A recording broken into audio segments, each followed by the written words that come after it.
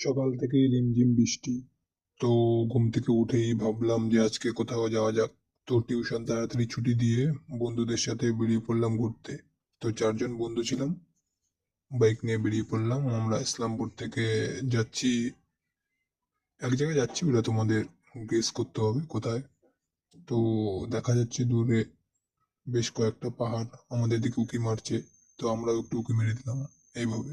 বাহ, কত সুন্দর! একটু হেসেও দিলাম। চলো, আস্তে আস্তে যাচ্ছি, আমার বন্ধুরা আগে আগে পুরোই স্পিডে চলে যাচ্ছে। ওদের মনে একটুও ভয় নেই, পুরো ড্রাইভার সবাই। চলো, যতই বড় হোক, কিন্তু এই দৃশ্য দেখে সবাই মুগ্ধ হবে।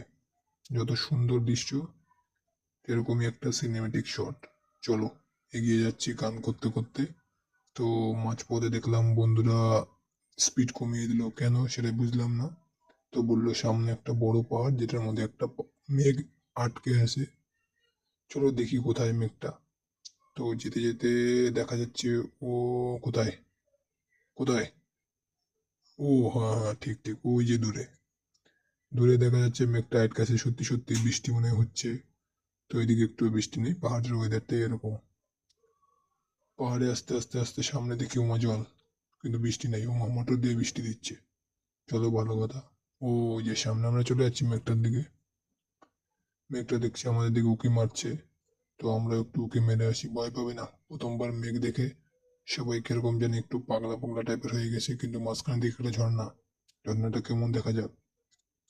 বাহ, বেশ সুন্দর। তো এগিয়ে যাচ্ছি এগিয়ে যাচ্ছি। এখানে যে অবস্থা, আমার বন্ধুর কথা শুনলে পাগল হয়ে যাবেন। তো শুনুন। হাতের মুঠোয় মেঘ ছোঁয়া যাচ্ছে। ঝড় হইতেছে মনে হয়। এখানে কি হয়? হ্যাঁ?